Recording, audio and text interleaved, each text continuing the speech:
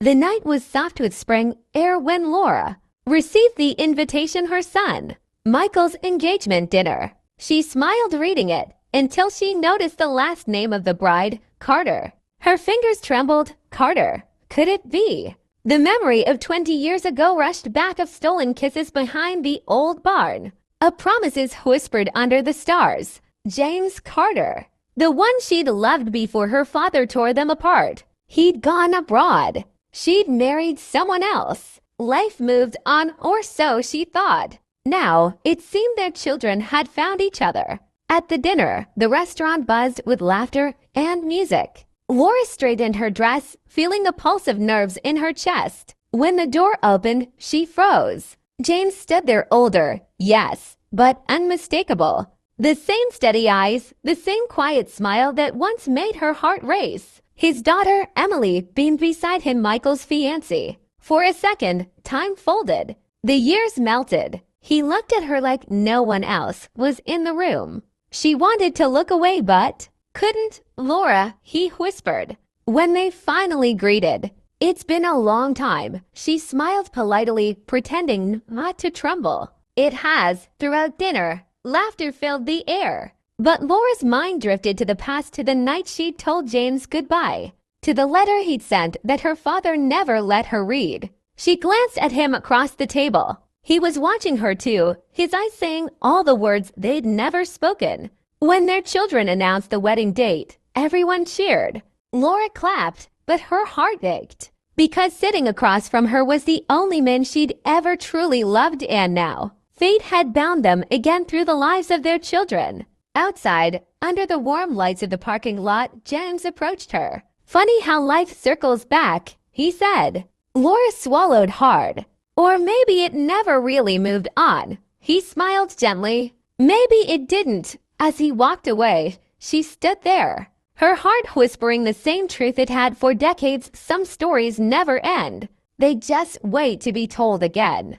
Laura couldn't sleep that night. Every time she closed her eyes, she saw James's face, older, lined with time, but still carrying that quiet warmth that had once been her home. She walked to the window, watching the moonlight spill over her garden. Somewhere in another house across town, she imagined he was doing the same. The next morning, she found a message on her phone from Emily. "Dad says you make the best lemon cake. He's been talking about it all night." Laura's heart skipped. That small detail he remembered. It wasn't just a cake. It was what they'd baked together the night before he left for college. Without thinking, she replied, "Tell your dad I still use his old recipe." Hours later, a knock echoed at her door. When she opened it, James stood there, holding a paper bag. "Thought I'd return the favor," he said. Inside were lemons. They laughed awkwardly, standing on the doorstep like two teenagers again. "You still can't stay away from trouble," she teased. "And you still know how to find it," he replied. They baked in silence, the air thick with nostalgia. Every glance carried 1,000 unsaid things. When their hands brushed, time folded once more.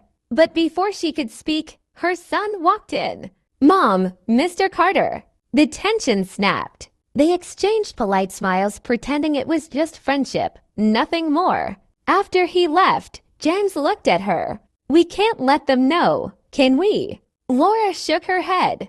"This isn't our story anymore." He hesitated, then whispered, "Maybe it never stopped being ours." When he left, the house felt emptier than before. Laura sat alone at the table, the smell of lemons in the air, and wondered if fate was being kind or cruel. The following days felt like walking a tightrope. Laura tried to focus on wedding plans with her son, but every moment reminded her of James. His presence lingered in every meeting, every family lunch, every small detail. Emily mentioned about Dad helping with the arrangements. Fate seemed to take pleasure in placing him beside her. At the florist, they both reached for the same rose. At the cake tasting, they laughed at the same joke. But behind every polite smile, there was tension, sweet, familiar, and painful. One evening, after another long day of planning, Emily invited them both to her apartment to finalize the guest list. Laura arrived early. James was already there, alone. "I guess old habits die hard," he said softly, looking up from the table. "You still come early to everything," she laughed, trying to hide her nerves. "And you still never learned patience." Their eyes met. The air thickened. He reached for a photo Emily had left on the table, their kids together, smiling. "Can you believe this?" he murmured. "Our children, about to start where we ended." Laura's chest tightened. "Maybe that's how it's supposed to be." He shook his head slowly. "Or maybe we were supposed to get it right the first time." Silence. Outside, the city lights blurred through the window. She turned away, afraid her heart would betray her again. "We can't change the past, James." He stepped closer, voice low. "No, but maybe we can stop pretending it never mattered." Before she could respond, the door opened, their children, laughing, full of life. The spell broke. But as Laura left that night, James's words followed her into the dark.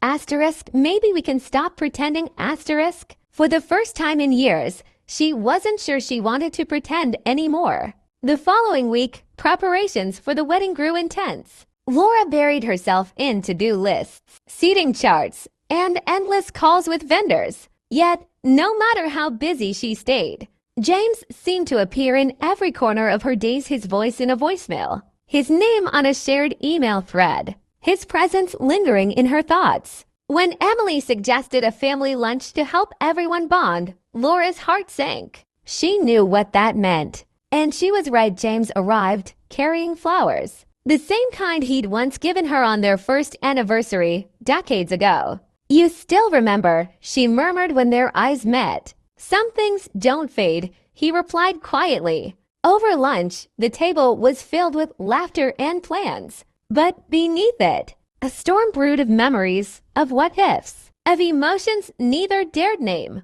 Later, as the others left, Laura stayed behind to help clean up. James lingered too. "Do you ever think about it?" he asked softly. "About us?" She froze. "Sometimes," she admitted, her voice trembling. "But thinking doesn't change anything." He smiled sadly. "Maybe not, but it reminds me what mattered." Their hands brushed again, and this time, she didn't pull away. For a brief second, it felt like no years had passed at all. But then Michael entered, breaking the fragile moment. "Mom, you ready to go?" Laura nodded, her eyes betraying what her words didn't. As they left, James stood by the door, watching her go, his expression a quiet ache. That night, Laura sat alone in her room, staring at an old photo of herself as a young woman, happy, fearless, in love. She realized something that both terrified and comforted her. Some loves don't die with time. They wait, patient and silent, until you're brave enough to feel them again. A week later, the families gathered at the country house where the wedding would take place. The property overlooked the lake, the same lake where Laura and James had once spent their teenage summers. As soon as Laura stepped onto the balcony, the view hit her like a memory she wasn't ready to feel. "Beautiful, isn't it?" James's voice came from behind her. She didn't turn. "Still the same," she whispered. "Only we're different." He stood beside her, hands in his pockets, eyes distant. "Not all that different," he said quietly. "You still hold your breath before you speak. I still forget to breathe when you do." She let out a shaky laugh, half amusement, half pain. "You shouldn't say things like that." "Why?" he asked gently. "Because they're true." Before she could answer, Emily called out from inside, pulling them back into the noise of preparations. That evening, as lanterns lit up the garden, Laura found herself watching James dance with his daughter, his smile soft, his eyes full of pride. For a fleeting moment, she imagined what life might have been if things had gone differently. After the music faded, she went to the dock for air. Moments later, she heard footsteps. "James, we keep finding ourselves alone," he said with a small smile. "Maybe the universe is trying to tell us something." Laura stared at the water. "Or maybe it's reminding us what we lost." He took a step closer, lowering his voice. "Then let's not lose it again." She turned toward him, tears catching the moonlight. We can't. Maybe we already have, he said softly. The distance between them vanished. But before another word could fall, a voice called from the house Michaels.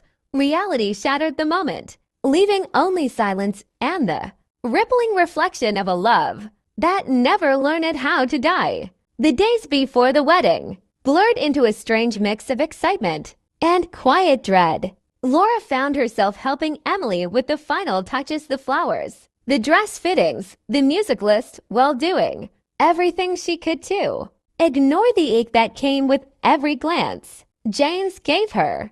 On the surface, she was the proud mother of the groom. Underneath, she was a woman reliving the love she had buried decades ago. One afternoon, she arrived at the venue early and found James alone in the garden, fixing a string of lights. You still do that, she said softly. Do what? He asked, not turning around. Fix everything around you, even things that aren't broken. He chuckled. Maybe that's how I make peace with what I couldn't fix before. She stepped closer, her heart pounding. We were kids. We didn't have a choice. No, he said, looking up. But we do now. His words hung in the air like a spark between them. Before she could reply, Emily appeared, waving excitedly. Mom, Dad, you're both here. The word asterisk dad asterisk hit Laura like a small storm, not because Emily was wrong, but because fate had found a cruel way to weave their stories together again. That evening, Laura walked by the lake alone. The sun had dipped low, painting the water gold. Behind her, she heard footsteps, slow, familiar. James joined her, quiet for a long moment. You know, he said finally, I used to dream about this place, about us here again. She stared at the reflection of the fading sky. Dreams are dangerous, James, only when you wake up, he replied. They stood side by side, neither daring to reach out, but both knowing they already had in every word, every silence, every memory the years had refused to erase. The wedding week arrived with sunlight and chaos. Guests filled the house, laughter echoed through the hallways. And yet, in the middle of it all, Laura felt like she was holding her breath. Every glance at James was a reminder of what could have been and what still could be. One afternoon, while everyone was busy setting tables outside, she found him in the library, alone, holding an old record player. It still works, he said, smiling faintly. Remember this song? When the music began to play, the years seemed to collapse. Laura closed her eyes. The same melody had played the night they first kissed. I thought I'd forgotten it, she whispered. Some songs don't let you, he said softly. They stood there, just listening to people surrounded by time, haunted by a love that refused to fade. Suddenly, the door creaked open. Emily peeked in, grinning. You two look like you're in another world. Laura forced a laugh. Just old memories. Well, Emily said cheerfully. I guess that's what weddings are for. Remembering where love begins. When she left, silence returned, heavier this time. James turned to Laura. She doesn't know, does she? Laura shook her head. And she never will, he sighed. You still think we did the right thing? Her voice trembled. I don't know anymore. The record ended with a faint crackle, but neither of them moved to stop it. Outside, the sound of joy carried through the windows, but inside that room, time had frozen, holding to souls who had loved, lost, and somehow found each other again in the one place they shouldn't have. The night before the wedding, rain began to fall, soft, steady, like the world was trying to wash away years of unspoken words. Laura stood by her window, watching the droplets race down the glass. Her thoughts tangled between pride and fear. Tomorrow, her son would marry the daughter of the man she once loved. It felt poetic and cruel all at once. A knock startled her. When she opened the door, James stood there, soaked from the rain. We need to talk, he said, his voice barely steady. She hesitated, then stepped aside. You shouldn't be here, I know, he said quietly. But I can't pretend anymore. He looked at her with that same mix of longing and sorrow she tried so hard to forget. Our children are about to begin their lives together. Laura, don't they deserve to know what brought them here? Her heart clenched. No, they deserve a clean start.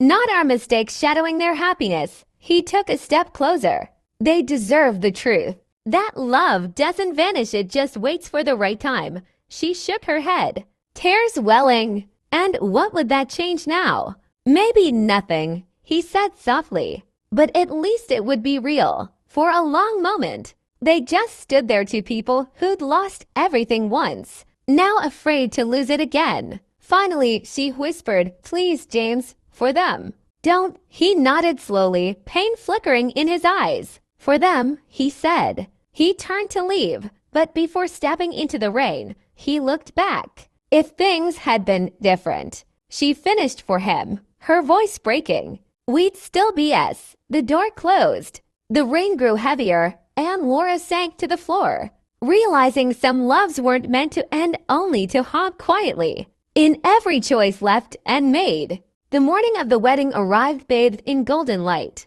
The lake shimmered, the air filled with the scent of white lilac. Everyone moved with excitement, laughter echoing through the garden. But for Laura, every sound seemed far away, like she was watching a dream she couldn't touch. She stood by the mirror, adjusting her necklace, when a soft knock came. "Come in," she said, expecting her son. It was James. He looked calm, but his eyes carried the same storm she felt inside. "You look beautiful," he said quietly.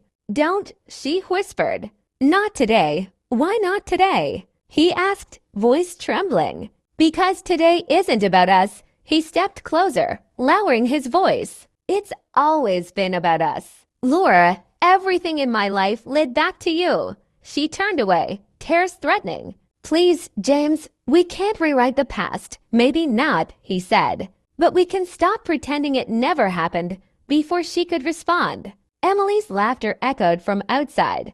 The moment shattered. Laura forced a smile, blinking away her tears. "We have to go," she said. He nodded, his gaze lingering for a second too long. As the ceremony began, Laura sat in the front row, watching her son and Emily exchange vows. Their eyes glowed with the kind of love she and James once had, innocent, fearless, full of promise. When Emily's father handed her over, his fingers brushed Laura's for a fleeting second. They didn't look at each other, but they didn't have to. Every memory, every regret, every heartbeat from decades ago hung between them, invisible yet unbreakable. And as the couple said "I do," Laura felt something shift inside her, not pain this time, but peace. Some stories, she realized, don't need to be rewritten. They just need to be remembered. The reception glowed with laughter, music, and light, a celebration of new beginnings. Laura moved through the crowd,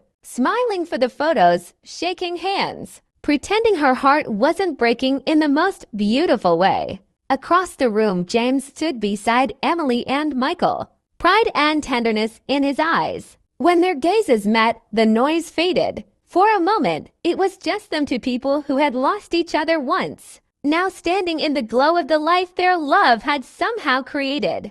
Later that night, when the last song played, Laura stepped outside for air. The lake shimmered under the moonlight, calm and endless. She heard footsteps behind her and didn't need to turn. "They're perfect together," James said softly. "They are," she replied, smiling. "They have what we couldn't," he nodded. "Maybe that's how it was meant to be. So they'd have what we couldn't finish." She looked at him, her eyes full of years of love, regret, and peace. "You waited," she whispered. "Always," he said. "But waiting doesn't feel lonely anymore. Not when I can see them see us in them." A tear slipped down her cheek, but this time it didn't hurt. She reached out, taking his hand just once, just enough to remember. "We did something right, didn't we?" "The most right thing," he said.